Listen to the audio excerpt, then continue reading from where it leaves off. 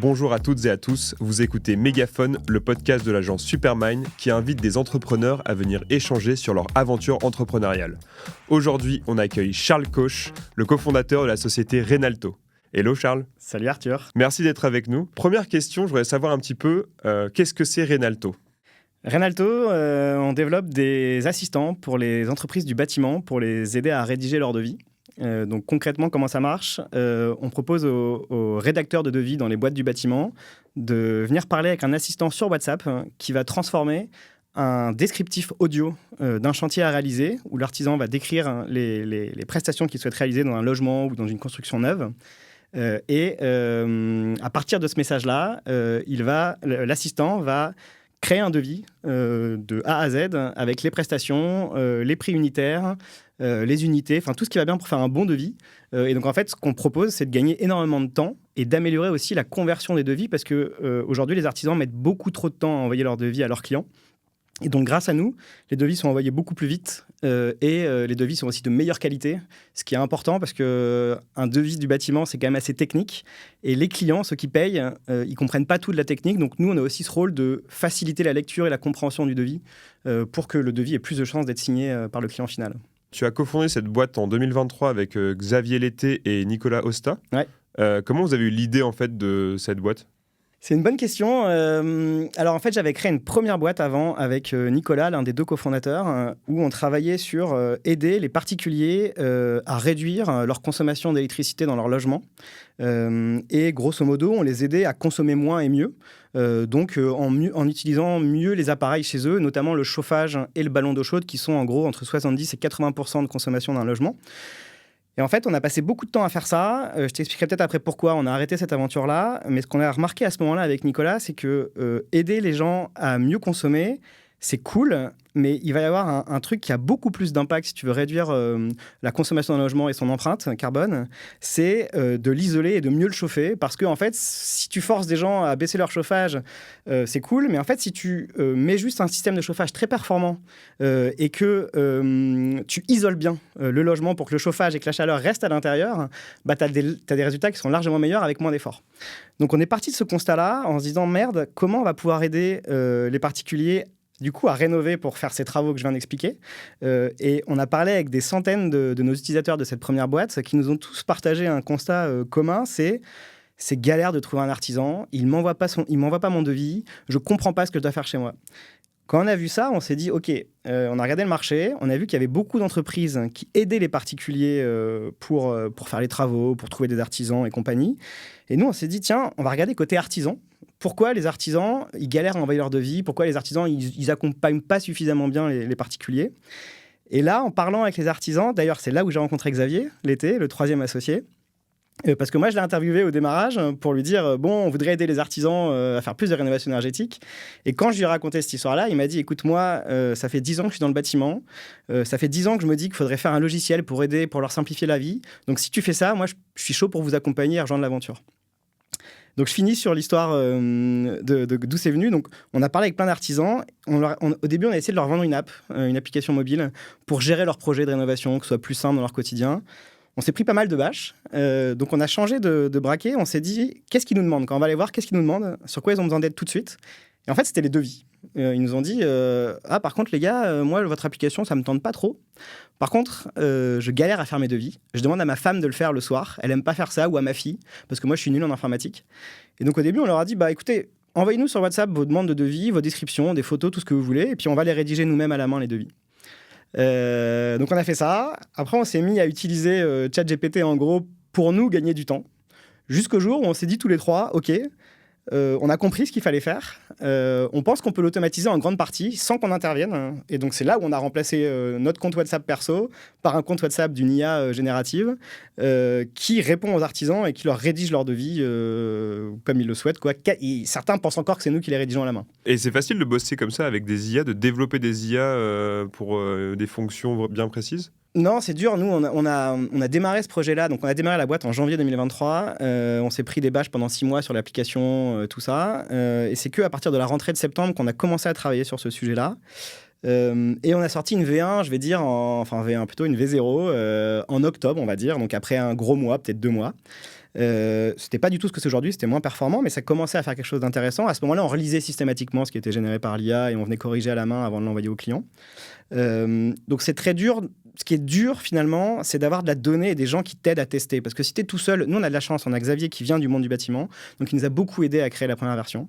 Mais après, tu as vite besoin de gens qui vont tester avec toi, qui sont motivés pour faire ça avec toi. Et donc, c'est ça qui a pris du temps finalement, c'est d'avoir des retours d'utilisateurs, de vrais gars du bâtiment qui ont bien voulu essayer notre assistante virtuelle pour nous faire du feedback sur ce qu'on avait fait et pour nous aider à l'améliorer. Donc, ce qui est très dur à faire, c'est d'avoir la bonne donnée et les bonnes personnes pour avoir du répondant. Et 2, les technologies. Nous, on a un super CTO qui est Nicolas Osta, le troisième associé, que je remercie. Mais c'est une technologie qui est nouvelle. Donc finalement, il n'y a pas beaucoup d'experts sur cette technologie-là. Il faut bien comprendre que nous, on ne développe pas les modèles d'IA générative comme peuvent faire les sociétés comme OpenAI, donc qui sont derrière ChatGPT, ou Mistral en France. Ça, c'est des sociétés avec des experts, des chercheurs en fait en IA générative. Nous, on utilise ces IA-là et on les adapte à un use case très précis, qui est le use case du bâtiment et de la génération de devis. Et donc ça, oui, c'est pas simple, hein, mais en y passant du temps et en ayant des utilisateurs qui testent avec nous, Nico y arrive bien. C'est ta première société ? Non, j'ai fait une première société avant. Et quand j'ai bossé aussi 8 ans chez Engie. Et chez Engie, j'avais fait de l'intrapreneuriat. Donc on avait monté un nouveau business en interne. Quand vous avez lancé Renalto, vous êtes allé chercher de l'argent chez les banques ou vous avez trouvé des investisseurs ? Comment vous avez fait ? Ouais, alors déjà, on remercie le chômage. Moi, ça m'a permis de me payer pendant un petit bout de temps. Maintenant, j'ai fini, mais en tout cas, on remercie le chômage parce que sans ça, j'aurais eu du mal à me lancer. Mais ça a participé au financement de la boîte parce que moi, mon salaire était payé comme ça. Le deuxième point, c'est au démarrage, nous, on a rejoint l'incubateur de Vinci, du groupe Vinci, qui s'appelle Léonard, et qui nous ont accompagnés déjà aux premières heures de la société. On a créé la société en leur sein, en fait, au moment où on était incubés chez eux. Et ils nous ont fait ce qu'on appelle un BSR, c'est-à-dire qu'ils nous ont avancé de l'argent à hauteur de 60 000 € pour démarrer notre projet. En échange de cet argent qu'ils nous ont avancé, ils auront des parts au capital le jour où on fera une levée de fonds. Mais ils nous ont avancé de l'argent qui a permis de payer le salaire de Nicolas, en l'occurrence, qui lui n'était plus éligible au chômage. Voilà. Et Xavier, le troisième, lui, son salaire, il a gardé un pied dans son entreprise du bâtiment, donc il a pu continuer à se verser un salaire avec son entreprise du bâtiment. Et après, nous, nos coûts, aujourd'hui, on est en mode, comme on dit chez les start-upers, bootstrap, c'est-à-dire qu'on n'est que 3 et on est super vigilant sur nos dépenses. On essaie d'être rentable et on n'est pas en mode levée de fonds de plusieurs millions et de cramer tout le plus rapidement possible. Pour l'instant, on découvre encore un marché. On a un produit qui est bien abouti, mais il y a encore plein de choses à prouver. Donc, pour l'instant, on est vraiment en mode très... pas trop de cash burn, quoi. On crame pas beaucoup d'argent. Et voilà, alors là, on a un projet d'essayer d'aller chercher un peu plus de fonds d'ici la fin de l'année, mais voilà, c'est comme ça qu'on a démarré, avec de l'argent qu'on a reçu là. Et dernière chose, on a aussi fait un autre incubateur qui s'appelle Wilco. Et là, on vient de décrocher un prêt avec cet incubateur de 90 000 €, un prêt d'honneur. Du coup, il y a un troisième incubateur qui est la Station F. Ouais. J'ai vu que vous venez été sélectionné dans le Founders Programme de Station F, l'incubateur de Xavier Niel. C'est ça. Comment ça fonctionne et à quoi ça sert ? Alors, déjà, Station F, j'imagine que tout le monde connaît, mais c'est vraiment le lieu où il y a toutes les startups parisiennes qui se réunissent, quoi. Bon, il y a plein d'autres endroits, mais c'est vraiment un endroit où il y a une concentration vraiment forte de startups. Donc nous, on était super contents de pouvoir rejoindre ce lieu, quoi, qui en lui-même est vraiment un lieu top. Et comment ça fonctionne ? En fait, il faut postuler simplement en ligne pour rejoindre le Founder Programme. D'ailleurs, ils viennent de réouvrir un batch, donc c'est le moment de postuler. Je ne sais pas quand sera publié le podcast, mais en tout cas, il y a régulièrement, je crois tous les 6 mois, ils font des nouveaux batchs. Donc on postule, on passe des espèces d'entretiens, et à la fin, on est sélectionné. Et l'objectif, il y en a 2 en fait. Un, c'est un accompagnement, c'est-à-dire que quand on est au Founders Programme de Station F, on a régulièrement c'est pas vraiment des conférences, mais des échanges avec des entrepreneurs qui ont plus ou moins bien réussi, mais qui vont nous partager leur expérience sur des sujets précis, le financement, le marketing, enfin, sur des sujets assez précis, c'est assez informel et convivial. Et en fait, on va énormément apprendre de ce qu'ils ont vécu, eux, avec 5 ans d'avance, parce qu'ils ont vécu, ils étaient là où on est il y a 5 ans, et donc ils nous partagent leur expérience, c'est hyper enrichissant. Et à la fin du programme, à la fin des 3 mois, Station F sélectionne 5 projets dans lesquels ils vont investir 50 000 €.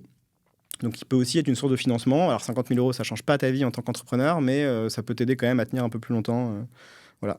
Je te pose une question que j'ai déjà posée à d'autres entrepreneurs. Ouais. Est-ce que c'est facile de monter une boîte avec des potes ? Ouais, c'est une super question. Une super question. D'un côté, c'est facile parce que tu te dis beaucoup plus les choses, je pense. Avec des gens que tu connais, tu peux avoir des discussions difficiles. Tu vas te dire les choses, que ce soit pour des sujets de boulot, que ce soit pour des sujets de perso. Bon, moi, en tout cas, avec Xavier, c'est la personne dont j'étais le plus proche. Nicolas, on s'est connus plutôt par notre boîte d'avant, donc on a toujours une relation professionnelle. Avec Xavier, on était plutôt potes avant. Donc, je pense qu'on est plus cash l'un envers l'autre. Et c'est assez agréable. Par contre, le pendant de ça, c'est que si un jour, il y a une difficulté dans l'entreprise ou autre, j'estime qu'il y a un énorme risque de perdre un pote. Donc ça, c'est un risque que tu prends en fait au début. Je pense qu'il faut l'assumer. Il faut se dire que quand tu regardes les histoires, je pense que monter une boîte avec un pote ou avec un proche dans ta famille, tu prends le risque de te brouiller avec cette personne-là jusqu'à la fin de tes jours. Il peut se passer plein de choses qui font que ça peut mal se passer. On a signé un pacte d'associés pour essayer de clarifier plein de règles. Ça n'empêche qu'en général, le truc qui couille, il n'est pas écrit dans le pacte d'associés. Et donc, ça peut toujours arriver. Donc voilà, moi, je pense qu'il faut l'assumer. Il faut prendre ce risque-là. Et il y en a qui y arrivent très bien. Il y a aussi des histoires qui sont dures, mais bon, c'est tout. Mais j'ai de bons espoirs. Là, franchement, ça se passe très bien avec Xavier, donc on verra. Et Nico aussi.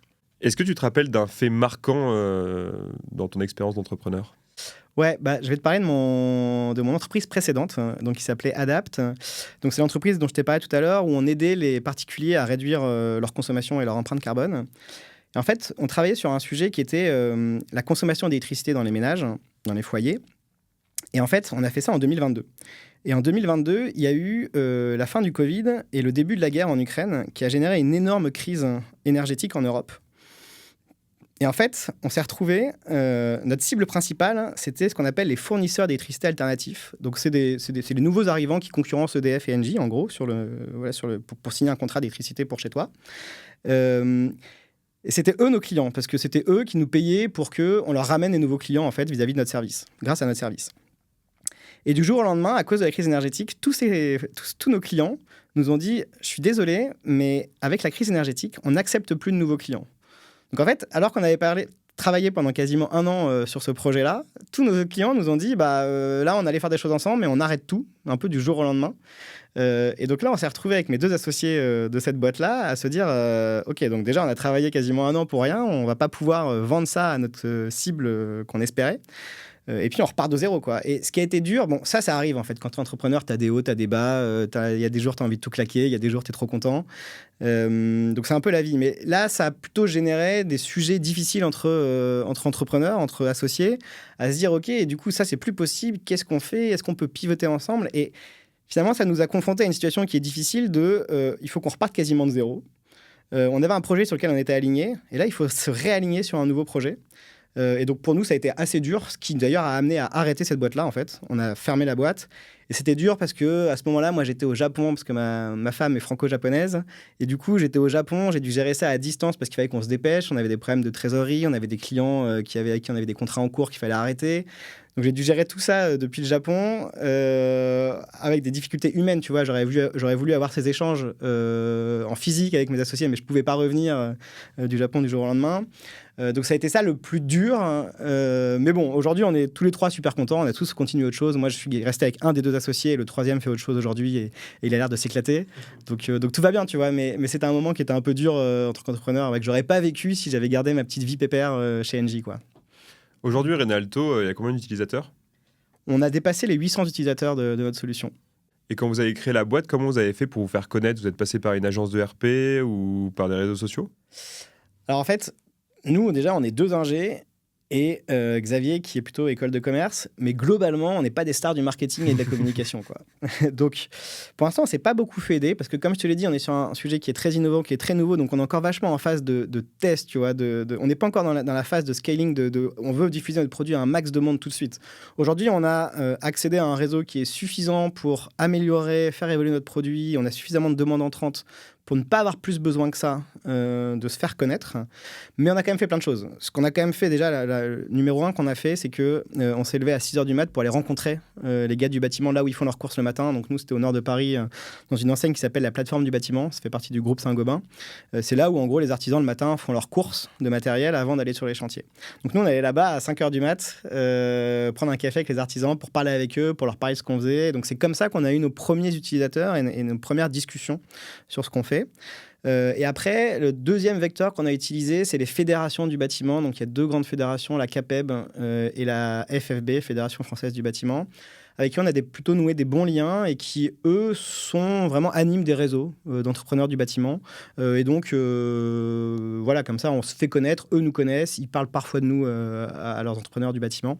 Donc ça, c'est la deuxième chose qu'on a faite. Et après, on a fait un site web nous-mêmes et on fait un peu d'Instagram et tout ça. Mais franchement, pour l'instant, on est nuls. Le jour où on voudra vraiment le faire, je pense que soit on embauchera quelqu'un, soit on passera par une agence.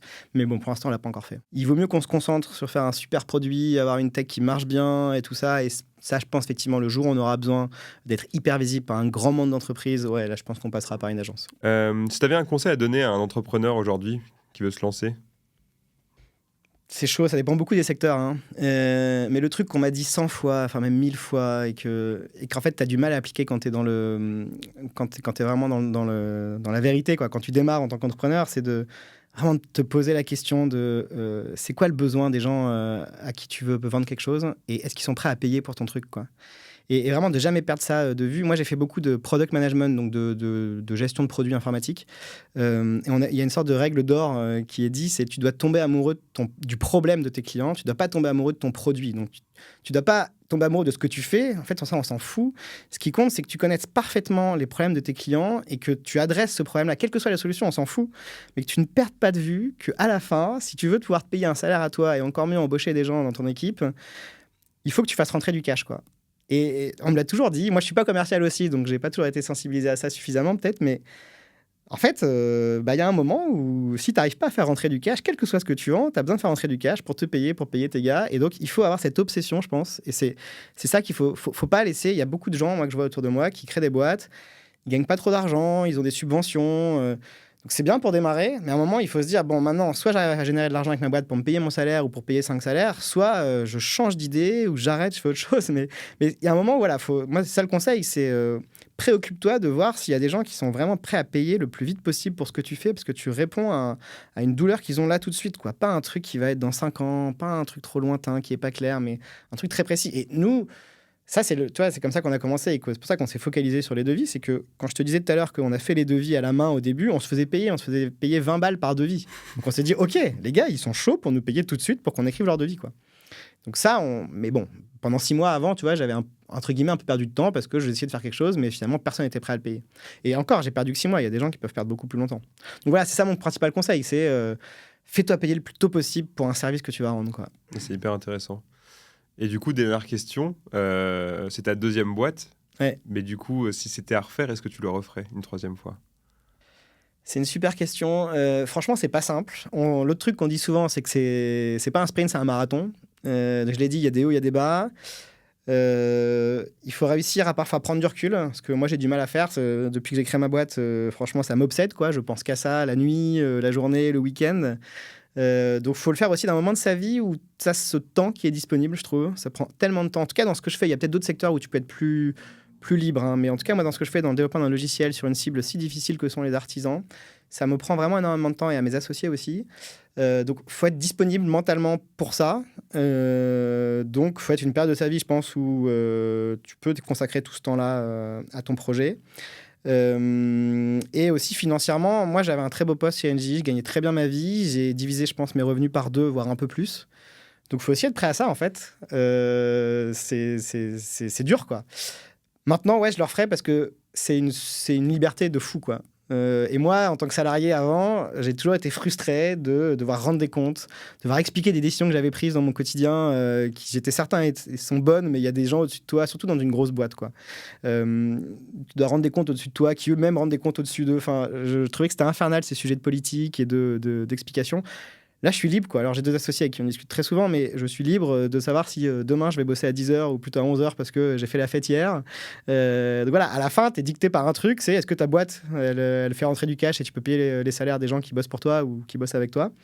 Donc voilà, moi, cette liberté, j'en ai vraiment besoin. Je me suis rendu compte de ça. Je me sens beaucoup mieux au final, plus aligné dans ce que je fais par rapport à ce que je faisais avant. Donc ouais, en fait, je le referai 100 fois. Et si franchement, si Reynalto, là, pour une raison X ou Y, on doit arrêter, c'est sûr que je referai un projet entrepreneurial ou l'autre alternative, c'est de rejoindre une petite boîte. Parce qu'avant, j'ai bossé que pour des grosses boîtes. Mais voilà. Bon, on souhaite quand même longue vie à Reynalto. Bah, j'espère. Et toi, j'espère que tu es le prochain Mathieu Stéphanie. Merci beaucoup, Charles, d'être venu nous voir. Et on se retrouve sur reynalto.fr et peut-être à la station F. Exactement. Bah, merci, Arthur. Bonne journée. Bonne journée.